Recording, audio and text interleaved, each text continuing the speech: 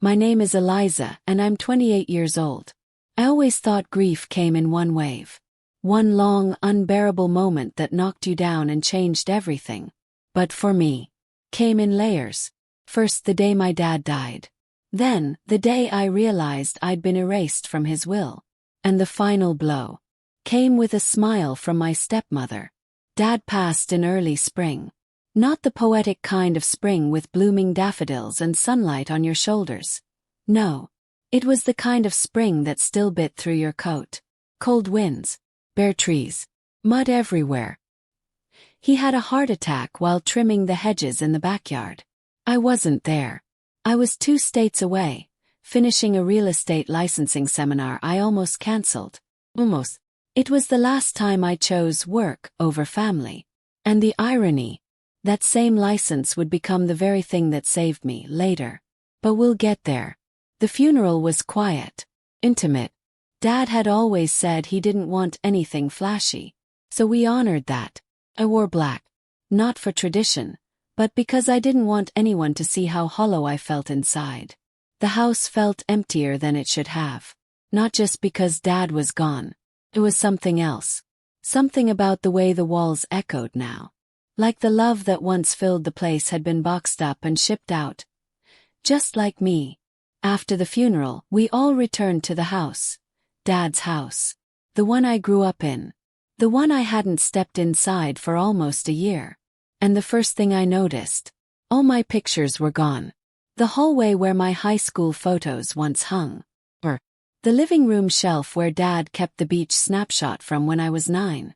Replaced with some awkward, overly staged photo of my stepmother's twin sons. She called them her boys. She'd always said it with a tone like I wasn't one of them. But Dad never made me feel that way. Never. That house had once been filled with his laugh. His humming in the kitchen while making 2 strong coffee. The way he'd leave little sticky notes reminding me to eat breakfast during exam season. Now, it smelled like new money perfume and cold hardwood. No more sticky notes. Just silence and polished floors. I stayed in the guest room. Yes, the guest room. Because apparently, my bedroom had been updated into a meditation space. I sat on a futon, staring at the wall where my posters used to be. The space felt foreign. Like I was trespassing in a life that used to be mine. And I hadn't even been told about the will reading yet. That came the next morning, over brunch. Brunch. We were all seated around the same table Dad used to build puzzles on. My stepmother Cassandra wore pearls and a pink blouse that screamed subtle elegance, like she was auditioning for a soap opera role. Her sons, Kyle and Brandon, sat on either side of her, both wearing smug smiles like they knew something I didn't. Because they did. "Eliza," Cassandra said, reaching over to place her hand on mine. "I wanted you to hear it from me before the lawyers send anything official." "Hear what?" "Your father's will. He left the house, the cabin, and the trust to Kyle and Brandon. He felt they needed a stronger start in life." I blinked. Once. "He didn't leave me anything." "He left you his watch," she said, voice syrupy sweet. "You know, the silver one he wore on special occasions. The one that didn't even work anymore." I stared at her, waiting for the punchline. Or the apology. Or literally anything human. "You're joking, right?" "Eliza, don't make this difficult," Kyle chimed in. "You haven't exactly been around for the past few years. I was building a life." Dad understood that. "Apparently not enough to put you in the will," Brandon added. Cassandra sipped her mimosa with a smirk. "Your father made his wishes very clear." I excused myself before I said something I'd regret. Or worse, something I wouldn't. I walked into the backyard and sat on the same bench where Dad and I once planted tomatoes. We talked about investing in real estate someday. Flipping fixer-uppers. Building something with my name on the deed. He told me, "You have an eye for value, Eliza. You just don't know it yet." And now, they were telling me he forgot me, erased me. But something in my bones wouldn't believe it. That night, I pulled out the leather satchel I'd brought with me from my apartment in Raleigh. Inside was the folder Dad had handed me last year before I moved. "You'll need this someday," he'd said, almost absent-mindedly. Keep it safe. You'll understand later. At the time, I thought it was old bills or maybe his war medals. But when I opened it, I saw deeds to 3 properties, signed and notarized, all in my name. The date, 4 months before he died. Not just that, but there was a 4th envelope underneath the stack. A handwritten letter. From him. If they try to cut you out, let them. But don't fight fire with fire. Build. Win with silence. You were always my investment. Love, Dad. I didn't sleep that night. Not because I was hurt, but because I had something better than revenge. I had proof. And that silence Dad talked about. I was about to make it thunder. And before I even tell you what happened next, how they reacted when they saw what I held in my hands, let me ask you something. If your own family betrayed you like that, would you walk away quietly? Or would you show them exactly who they underestimated? Tell me in the comments. I really want to know. And if you're the kind of person who believes in quiet revenge that hits loud, then subscribe. Because the next part, oh, it flips everything. The next morning I dressed slowly. Not because I was lazy. Not because I didn't care. But because I knew the second I walked down those stairs, nothing would ever be the same. I wore the watch. The broken one. The one they thought was all I got. The one Dad used to wind up before every major deal. Didn't work now. But it didn't need to. Because it wasn't keeping time anymore. It was keeping score. Cassandra was already in the kitchen with her sons, laughing over croissants like they'd just returned from some elegant European vacation. "Morning, Eliza," she said, barely looking up. "Morning," I said, sitting down at the far end of the table. I placed my leather folder on the polished wood surface like it was nothing. But it was everything. "What's that?" Brandon asked, already annoyed. "Just something Dad left me." He rolled his eyes. "He left you a watch. You wore it. We get it." "No," I said, smiling calmly. "He left me property. 3 of them, actually." The laughter stopped. Cassandra's fork hovered mid-air. "What?" I flipped the folder open and laid out the copies of the deeds. Each one notarized, signed, legally bulletproof. One was a duplex outside Raleigh. One was a small strip of commercial land. The third was a house. Big one. With rental potential. I didn't say a word. I didn't have to. Cassandra stood slowly. "This is impossible. I would have known." "You didn't know everything," I said. "Dad was always good at keeping things close when it mattered." "Why would he do this?" she snapped. "Why, after everything, would he give you this?" "Maybe because I earned it. Maybe because I didn't need to be in the house to be his daughter." Kyle picked up one of the documents, squinting. "This doesn't change the will." "It changes everything," I said, looking at him directly. "Because I didn't show up for crumbs. I came back for clarity." Cassandra's face went pale. "Are these the originals?" I grinned. "Oh no. The originals are safe. But you can feel free to keep those copies. Frame them if you'd like." Later that day, I visited the small commercial plot listed in the documents. Dad had mentioned it to me once, in passing. Said it had potential if someone with vision took it over. Standing on the edge of that plot, with the wind tugging at my coat, I realized something. He didn't just give me buildings. He gave me power. And I was done playing small.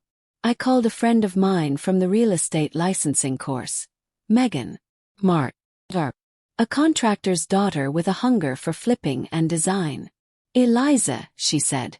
"You serious about this?" "Dead serious. Let's turn them into something your stepmother can drive past every day." I laughed for the first time in weeks. Exactly what I was thinking. By the end of the week, we had contractors lined up. Renovation plans. Zoning inquiries. I wasn't wasting time. Because grief had broken me down, yes. But now, I was building up. And not just buildings. Myself. One evening, as the first set of demo photos came in, I sent one to Cassandra. No caption. No message.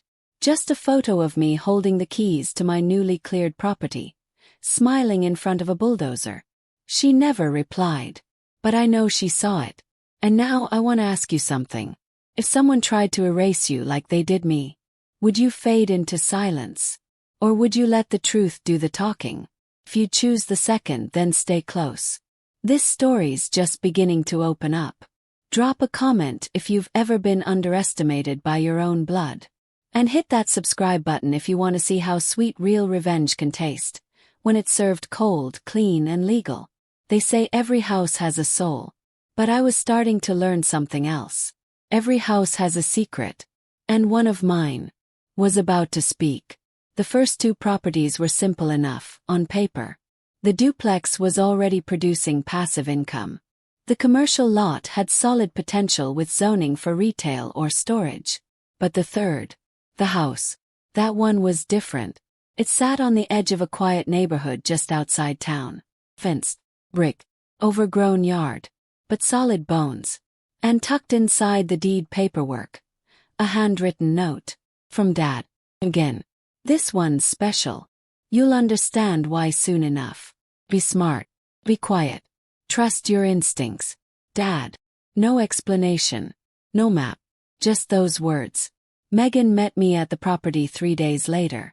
Looks creepy, she said, pushing the gate open. It's probably just old. Needs love. So do haunted mansions in horror movies. I rolled my eyes, but even I felt it. The strange weight in the air. Like the house was holding its breath. We stepped inside. It smelled like time had forgotten it. Drywall. A hint of lemon from some long-evaporated cleaner. The first floor was fine. Dated but untouched. Then the upstairs bedrooms, where faded wallpaper peeled like shed skin. And finally, the basement. The door was hidden behind a false wall in the pantry. I only noticed it because the floorboard creaked wrong when I stepped on it. Loose. Hello. I pried the panel open. And there it was. A narrow stairwell, leading down into silence. Megan, stay here. Absolutely not. We went together. The air got colder as we descended. Each step creaked like it hadn't been touched in decades. The light switch didn't work. But when we hit the last stair, the motion sensor lights blinked on. What we saw, neither of us spoke for a full minute. Because it wasn't just a basement. It was a vault. Built into the concrete wall were filing cabinets, arranged like a library archive. Each drawer labeled by year. 2008. Megan opened one at random. Inside, stacks of contracts, property transfers, offshore documentation, scans of IDs that didn't look real. Eliza. This isn't just real estate, she whispered. This is a paper trail. A full-blown operation. My dad kept this, said Num. Your dad ran this. I shook my head. No. My dad flipped houses. He wasn't some. Then I saw the folder. Labeled, Cassandra, 2015. Opened it. Inside was a contract, a transfer of funds, prenup, and a scanned copy of her driver's license with a different name scratched out in red ink. Megan's jaw dropped. Wait, Cassandra was married before. To that guy. The Ponzi scheme dude from Chicago. That can't be right. But it was. The documents were real. The signature was hers. My father hadn't just left me a property. He'd left me the truth. And suddenly things began to click. Why Cassandra looked so nervous when I brought up the properties. Why Kyle and Brandon were so smug. Why I'd been erased. They weren't just trying to take Dad's money. They were hiding what Dad knew about them. I left the vault untouched for now. Took photos of the documents. Made copies. Locked the door back up. What now? Megan asked. Now, I said, staring up at the quiet house. Now I build. Then I bury them in facts. That night I went online. Opened a burner email account. Attached copies of the Cassandra documents. And sent them anonymously. To a journalist Dad once mentioned during dinner. Just a whisper. Just a breadcrumb. Because I wasn't ready to roar yet. I wanted them to sweat first. Tell me this. If you found your late father's secret archive, and it had everything to destroy the ones who betrayed you, would you go public right away? Or would you let them feel the heat rise first, while you hold the match? Comment what you'd do. And if this story has you gripping your chair right now, you need to like it, because in the next part, Cassandra finds out. And her reaction, it's not what I expected. The first headline hit quietly, tucked deep on the second page of a mid-sized news blog. But it was loud enough to shake the wrong people. Former investor's widow linked to 2015 financial scandal. Buried contracts resurface. There was no photo. No direct mention of Cassandra. Just initials. Timeframes. Breadcrumb. And it worked. Because by noon, Cassandra was calling every lawyer she knew. I watched from the cafe across town. Yes, I'd left the house. I needed space. Place to think. Plan. Because this wasn't just revenge anymore. This was strategy. I stirred my coffee slowly as texts rolled in. First from Brandon. Did you send something to the press? Then Kyle. Mom's freaking out. Did you do this? And finally Cassandra. We need to talk. Call me. Urgent. I didn't respond. Let silence do the talking. Just like Dad said. That night, I returned to the property. Third one. The one with the basement vault. I knew the truth wouldn't sit quietly forever. Sooner or later, Cassandra would start digging. And when she did, I needed to be 10 steps ahead. Megan met me there again. She's panicking, isn't she? Megan asked as we walked through the gate. I'm counting on it, I said, unlocking the door. This is getting real. Are you ready for what happens next? I didn't answer right away. Because I wasn't sure. I didn't want to ruin people just to feel powerful. I wanted clarity. I wanted to know why Dad kept everything secret. Why he left me the truth instead of a trust fund. Downstairs, we pulled more files from the vault. And that's when we found the red folder. No label. Just a sticky note in Dad's handwriting. Only open when the lies catch fire. Inside. Photos. Voice transcripts. Bank records. A paper trail of bribes and cover-ups. Not just Cassandra's secrets, but Kyle's real estate scams. And Brandon's expulsion from college for academic fraud, which had been swept away with money. My father had known. All of it. I stared at the photos. At my half-brothers at some backdoor meeting with men I didn't recognize. Eliza, Megan whispered, holding up a document. This isn't just family drama. This is criminal. And now it's evidence. The next morning I sent a second package. To the same journalist. Anonymous again. But this time.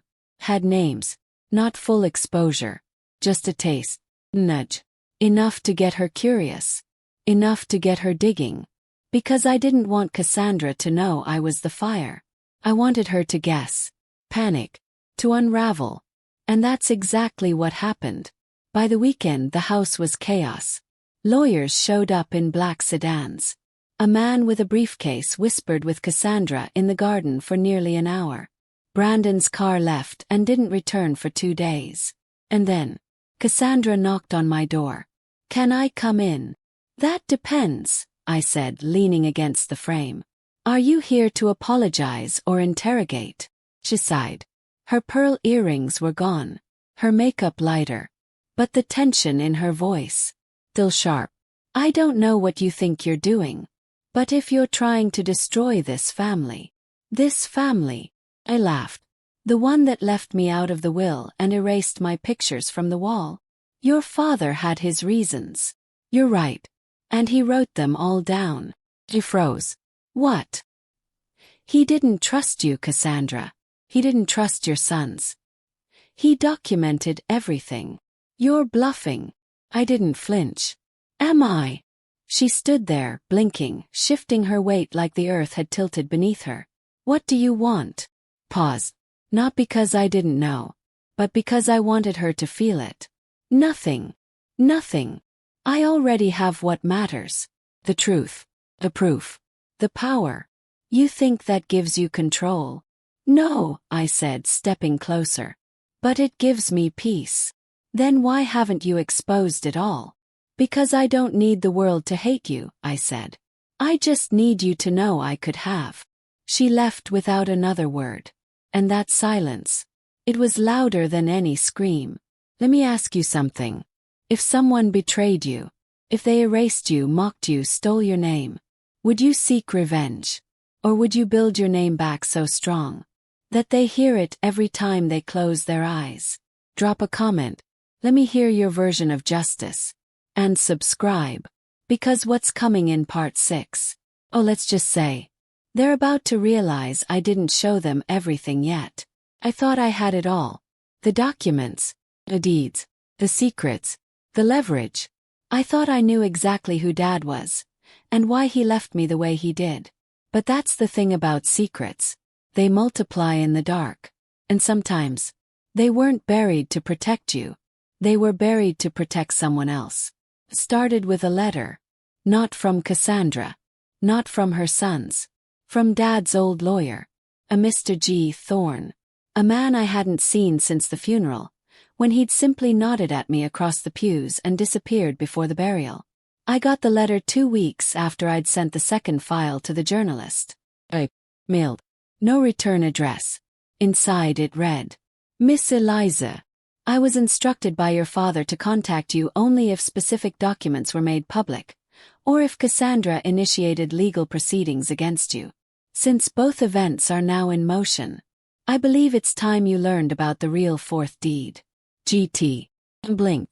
Real fourth deed. But I only had 3. I drove to Thorne's office in the oldest part of the city. Wood-paneled walls. Books that smelled like ink and dust. The kind of place where people signed papers that changed lives forever. He looked older than I remembered. White hair, thick glasses, and a stare that made me feel like I was in court. Miss Eliza, he said, standing. It's time. He led me to a locked cabinet. Pulled out a flat black box. Opened it.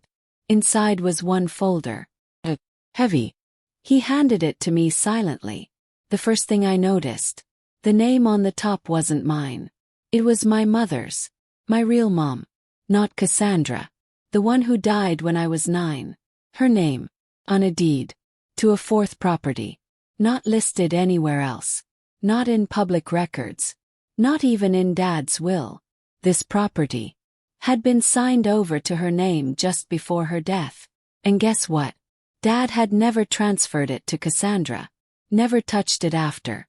He'd let it sit, hidden, preserved. Almost like a grave marker made of real estate. But here's where it broke me. Tucked inside that file was a note. Handwritten. From her. My mom.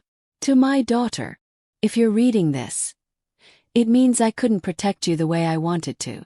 But I hope this place, this land, will remind you of who you come from. Not polished pearls or trust funds, but roots, history, blood and bone. Love always.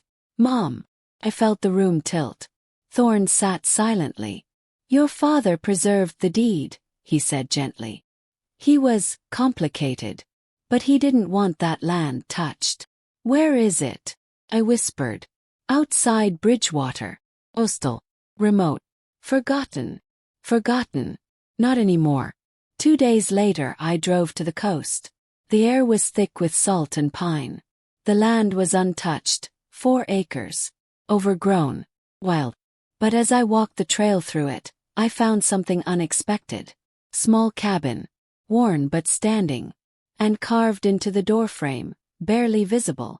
Eliza, always. That was the moment I stopped playing chess with Cassandra. Because this wasn't just about revenge anymore. This was about restoration. My name wasn't just on a few scattered deeds anymore. It was on legacy. And I was going to build something here. Not for headlines. Not for spite. For her. For me. But guess what? Cassandra had been watching. She must have hired someone. Because when I got back to town, there was a message waiting on my apartment voicemail. You think this is over, Eliza? You think you've won because of a few old papers and dusty houses? You're wrong. Your father wasn't the man you think he was. And if you keep digging, You'll find out why he really left you out. Blick. That's when it hit me. What if the vault in the basement wasn't the only one? What if this fourth property, the one Mom left me, had more than just soil and memories? What if this was the last piece Dad never meant for Cassandra to find? But also, maybe not even me. Let me ask you something. If your past showed up with dirt on its hands, would you still keep digging? Or would you finally put it to rest? Drop your answer in the comments. And if you're grown enough to handle where this story is going, if you want to know what secrets both my parents were hiding, subscribe now. Because in part 7, I go back to the coastal land. And what I find there changes everything I thought I knew about love, betrayal, and blood. I stared at the door. My hand hovered over the knob, my breath tight in my chest. Eliza, the voice said again, softer now. My name is Thomas. I knew your mother very well. That name wasn't in the journals. Not once. But the voice, it didn't sound threatening. It sounded tired, honest, and that scared me more than anything, because something in me already knew. I opened the door slowly. He stood there in the porch light, mid-60s, maybe older, tall with gray streaks in his beard and sea-worn hands. My eyes. I didn't say anything. Neither did he. We just stood there in the quiet of that forgotten cabin, two ghosts staring at each other through time. Then he reached into his coat pocket. Your mother gave me this, he said. Told me to hold on to it in case you ever came back. He handed me a small envelope. Letter. My name on the front in her handwriting again. But inside, two words changed the shape of everything I thought I knew. My father.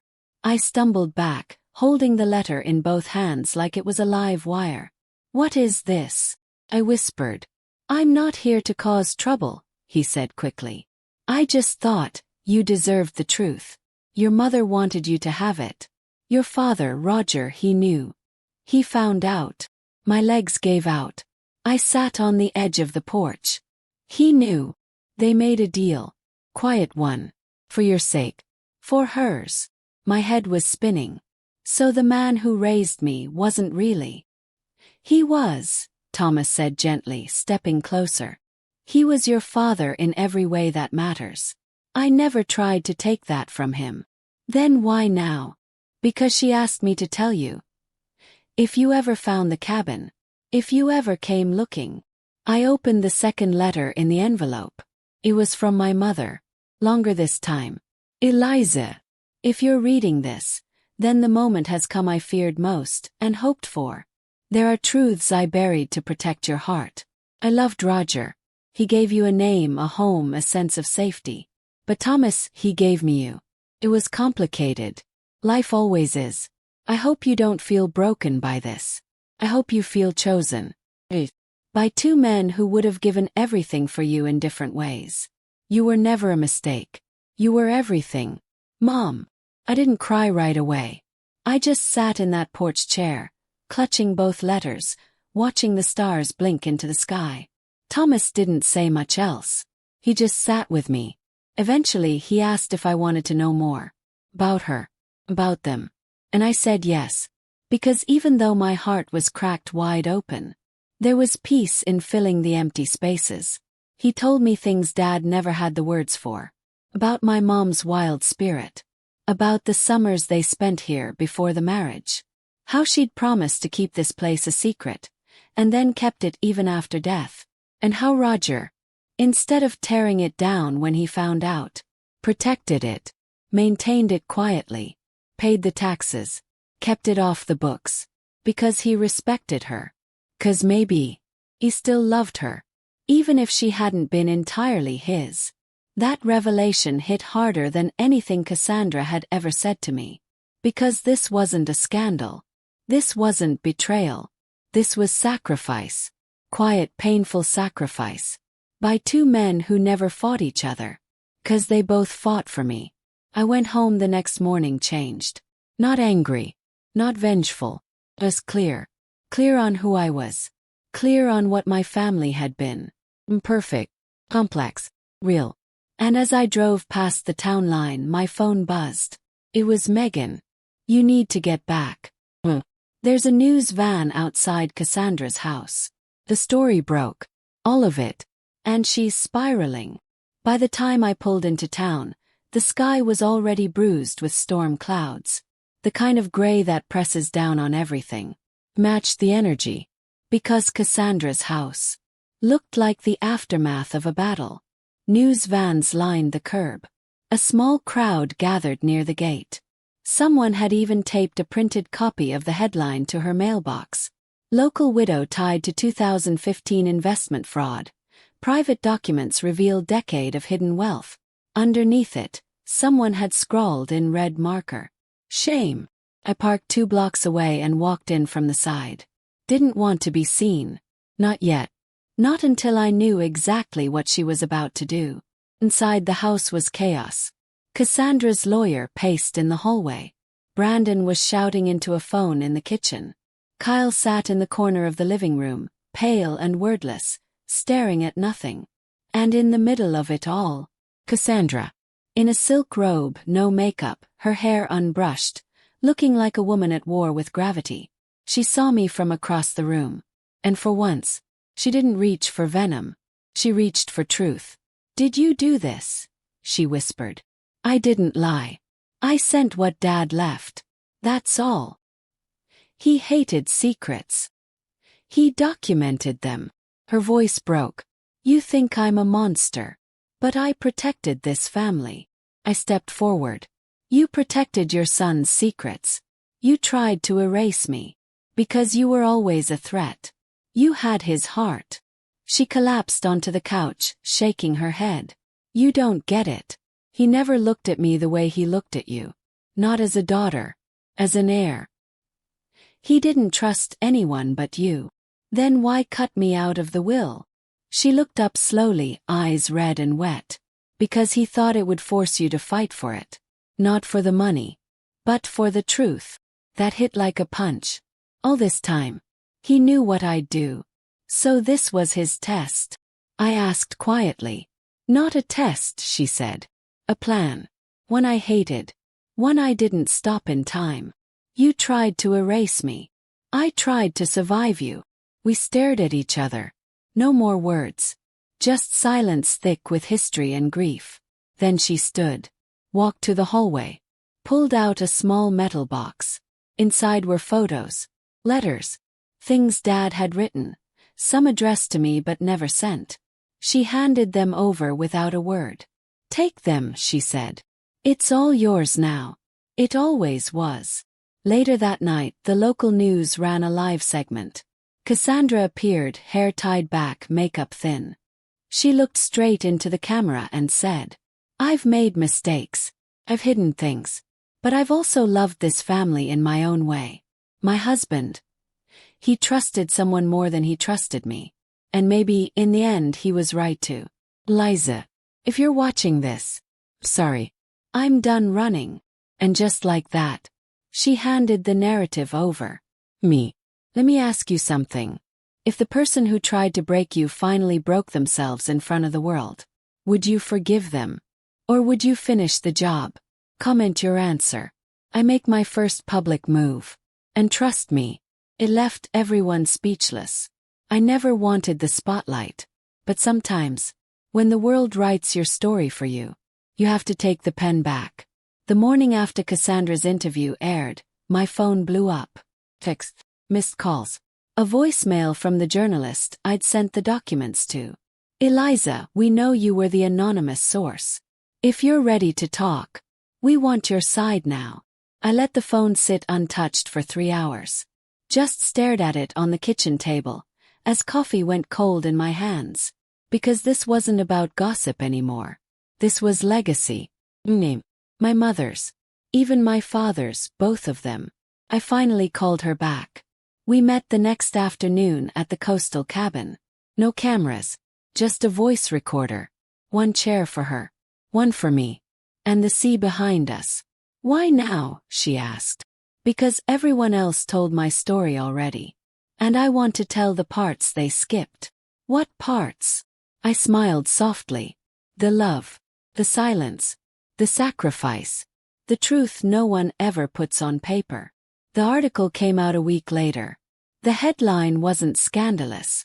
It was quiet, graceful. Daughter reclaims her legacy. Eliza tells her side. And beneath it, a quote. They left me out of the will. But what they didn't realize is that I inherited something far more powerful than paper. I inherited memory. And memory builds stronger foundations than money ever could. The reaction was overwhelming. People from town reached out. Women messaged me on social media about their own family betrayals. Even old neighbors emailed saying, "We always knew you had your father's heart." For the first time I didn't feel erased. Felt seen. A few days later, Megan and I walked through the coastal property again. "You gonna sell it?" she asked, kicking at a patch of overgrown grass.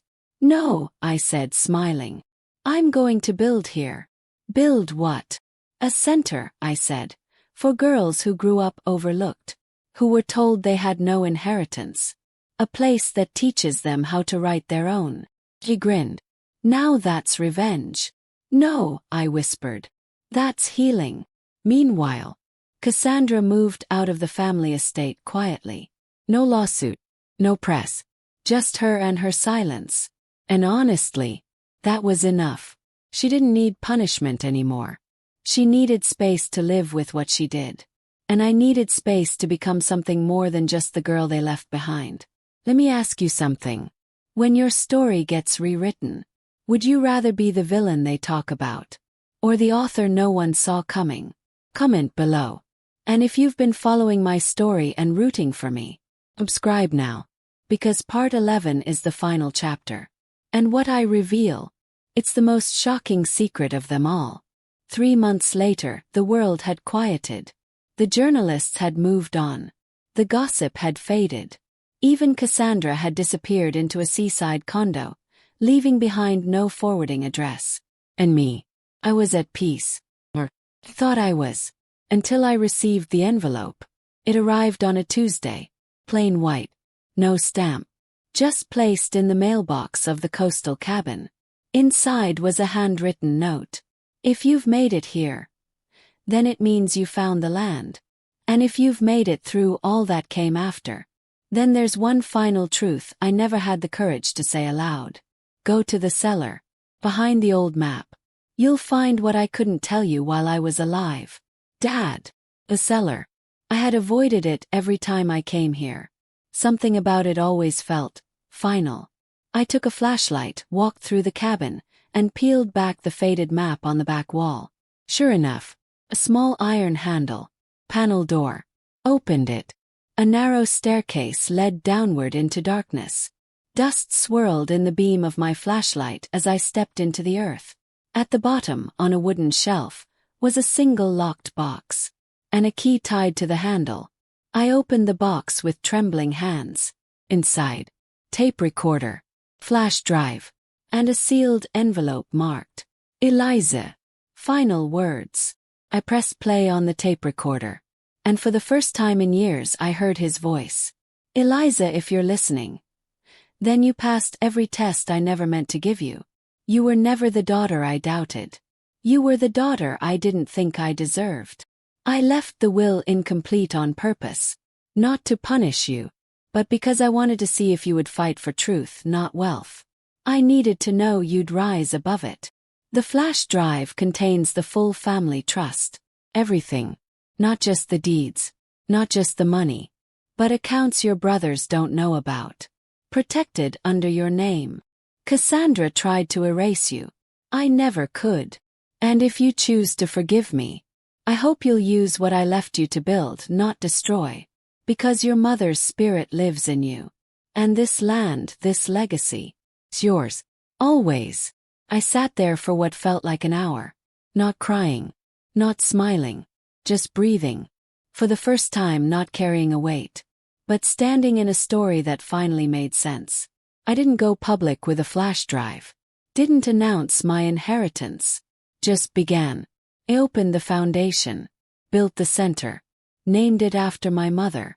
And watched as girls who'd been forgotten stepped into their power. Because that's what he'd wanted me to do. Not burn the name, but rewrite it. And as for Cassandra, she sent me one final letter. Just 4 words. You were always right. Let me ask you something. If someone handed you a second chance, not at revenge, but at rewriting everything you once lost, would you take it? Would you rise above the ruins? Comment your answer. And look, if you're one of those people who loves real stories of revenge with purpose, truth with emotion, and justice that hits deep, then this is just the beginning. Because what's coming next makes this story look calm. So go ahead, subscribe. Only the real adults, the ones who know pain and healing walk hand in hand, should stick around. Because the next stories, they'll make this one feel like the warm-up round. Stay with me. You don't want to miss what's coming next.